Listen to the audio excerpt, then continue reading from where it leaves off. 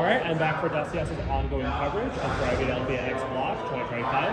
I'm a result of Mike on the team's unfortunate elimination at the hands of BLUEJAYS.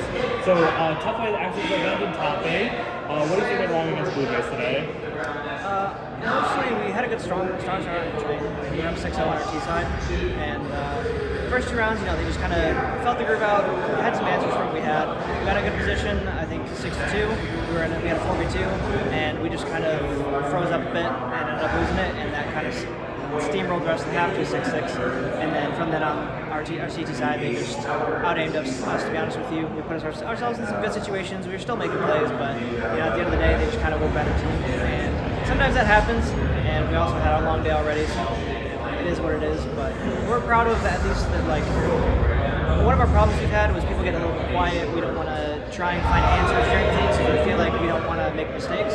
But at the end of the day, I'm really proud of the boys because every single round we fought, we came up with an idea.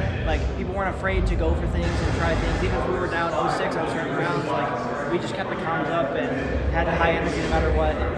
It's hard to do that sometimes at LAN. We did it. So a top 8 finish for Mike here at FRAG X Block. Does that meet the squad's expectations, or how were we expecting to go further, or how are we feeling about where we ended up? I think first off, our goal was obviously to make playoffs. We lost to, but we definitely wanted to make it 2-0. Our loss to Super Comets definitely we were not anticipating, but that's how it is. In terms of goals, going out to a team like BLUEJAYS, we kind of knew that if there was anyone that we would go out to, it would be a Mnmzzz getting info or BLUEJAYS because they are just the big hitters here with us. And going out to them in the fashion we did, we definitely wish it could have been closer, but we know that we're the underdogs in those situations, and even though we believe that we can take them down, it just wasn't our day. This is your first round in a number of years, of course, because for those who don't know, you just came back from retirement. How are you feeling about your own play here at this round? So, I have been struggling with the alphabet in CS2. I think every opera pretty much has said the same thing. It feels a lot different, especially when I recently started playing again.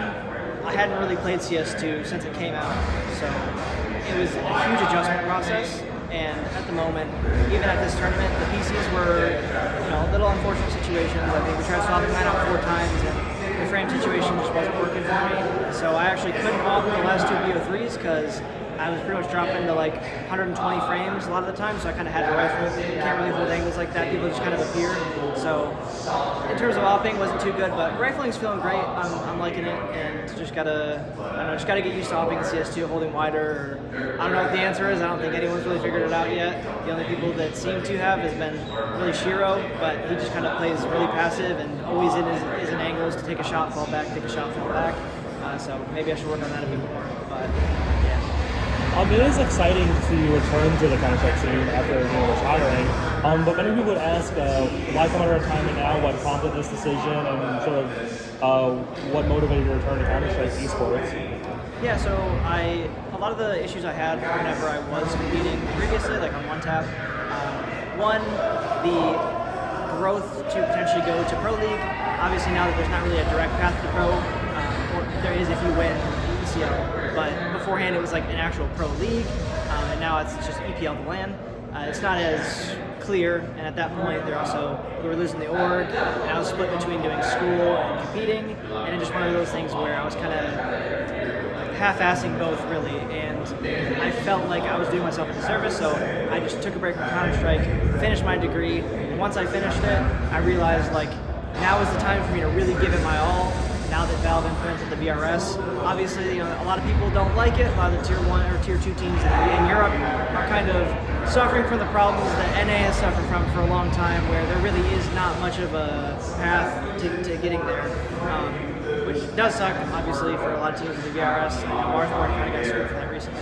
But now, obviously, I think I don't forget what we're ranked, but we have some pretty good VRS points. We got a bye here, so we were in the top 4. I think we're 3rd seed.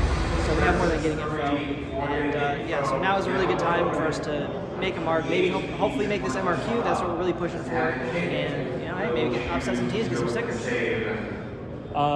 Now, with your return to competition, you have reunited with someone who you've played with many times throughout your career, dating back all the way when you guys were plucky 14, 15-year-olds. Store Gaming. What's it been like reuniting with Snakes again? Obviously, you did last play with him on one time briefly, but what's it like, getting a chance to work with him again? It's always nice playing with Ryan. I mean, he was on my first ever team, and like, obviously we came up together, played Open IM, one main, one MDL. Like, he's just such a solid player. Like, you always know what to expect from him. That's the beauty of him as a player. It's like such a strong lurk and anchor, and really all you can expect from your anchor is to live for longer than he should, and also get more kills than he should. And he does that all the time. And even on some of our T sides, he'll step up like crazy and just get some entries. And he's such a calm kid too. You don't have to worry about emotions or him being disrespectful in a team. Literally one of the best teammates you could ever ask for. Everyone who has ever teamed with him will tell you that. And it's always nice to just have someone so reliable on the team with you, and you've just known him for so long. I've been stayed at his house for 4 different times. It's just such a good kid. Now, on one hand, I think back, especially last year, Mike was known for being kind of an old head team in the sense, you had DJ, you had Snakes, you had Pummel, you had people who were kind of the MDL generation. And now on this team, you have a good mixture of the older guys, but you also have newer faces in the form of Logan and Jared, who, are just kind of new players who came up sort of post-COVID. But can you tell me about those guys? Yeah, so obviously there's going to be growing pains. I mean, they are pretty experienced players, but we knew that coming into it. I was prepared to, and I have experience with helping inexperienced players. Obviously, with my time at NTU, I did a lot with that roster with players who had virtually no experience. Particularly, Rhett now is able to turn into or help become a better player and really prosper. And I think even some project teams I did after that, I felt like I did a pretty good job of developing talent. I mean, Little Beer was on my team for a bit, and after I took a break, he had a big ACL, so I hope that I could taught him a little bit. But in general, inexperience can be a killer sometimes, and it can be a little frustrating seeing some mistakes happen. But at the end of the day, they are so receptive to anything, any criticism. They're willing to have a conversation. They're not willing to back down. They don't get defensive, and I think that is invaluable to have when you have inexperienced players. They have no egos whatsoever. They're happy to learn from us, and I'm happy to help them. I love teaching aspects of the game, and I feel even just in the past few months I've been back, I have such a different perspective on the game, and thinking a lot deeper. So I'm helping us kind of evolve the way we think about the game, and when you do that, it raises your floor so much. Now, something interesting about Jared is, of course, the fact that he's also the owner of Copenhagen Wolves, so I'm sure that takes up a lot of his time. We had a chance to talk to him about sort of his mindset and framing up the team, whether he's more focused on being a player or being an owner. What do you think about his headspace? Is he a dedicated competitor? Oh, 1,000%. I mean, we essentially how our practice schedule is, we're probably putting in more time than I think Marsworn might be the only team putting in more time than us. Usually every day we're 4 p.m. start time for theory, and then after we scrim until 10 p.m. Sometimes more or less scrims. The NA scrim life is a little rough. I think last week almost every day we had all of our scrims cancel and had to find new ones last minute. So unfortunate. If scrims were better, we could put more time in. But he's always making sacrifices with work to try and make things happen with us. And he is a dedicated competitor, 100%. I have no doubt in my mind. His mechanics are incredible. He reminds me of Grim in a sense of his mechanical prospects are high, and we just kind of need to bring him up to speed, give him some more confidence, and get some more experience under his belt. Because this was his real first season of Advanced, and he's already putting up really good numbers. Always putting up big rounds, first rounds. 100% he's a true player. You mentioned ESE Advanced. The squad they actually recently finished the regular season on top of the table with, I believe, a 13-1 record. With that, it's been a number of seasons since Mike's been in the ESL Challenger League. We've been relegated, I believe, down to Advanced, I think, late 2023. With that, of course, the goal is to return to the ESL Challenger League. How are you feeling about the team's prospects to make it back into the ESL Challenger League? We are fully confident that, we're pretty confident we're going to win Advanced. I mean, there's really no team has really shown that they could beat us in a best of 3 in Advanced. I don't think there's an exception of those PGL qualies that we're starting to BO3 at 1 a.m. We lose a BO3 there, we're not really oh, that was a true test. We're all tired. Jared's working at 9 a.m. It's hard. But when it comes to Advanced, we're not worried about any of these teams. We know that our floor is high enough that as long as we are not playing scared and just playing together, we 100% are convinced that we're going to win Advanced. All right, and then one more question before I let you go. This is your first Philadelphia event in 8 years. What can you tell us about your thoughts on modern frag and how it's changed since your days back in 2017?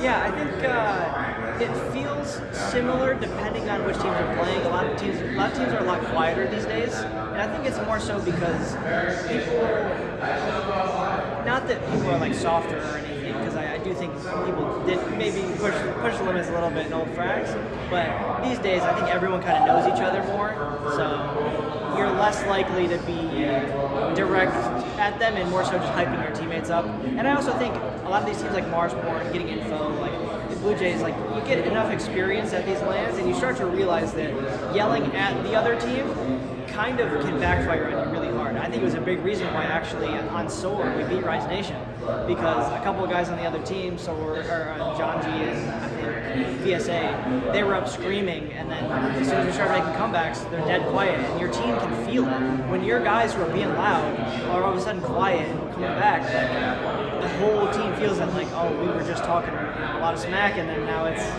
they're coming back, like people start to get quiet, and that doesn't mean just quiet yelling at the other team, but quiet in game. They stop wanting to go for things because they're like, oh, like I'm getting nervous, like they're coming back and I've just been talking all this. So yeah, so I think that's the biggest difference is seeing people yell. But it was nice. I met a lot of new people here, especially because I've been on the scene for a while, and that's been hard to adjust to. It's like losing to a guy named Fruit Cutbacks, like I've never heard of him before until I came back, and just a lot of these new players that took advantage of all the players that left during CS2's release, and it's happy to see new faces. All right, so that is Logan Voltage Long, a returning face in the NA Counter-Strike scene. Thank you so much for your time.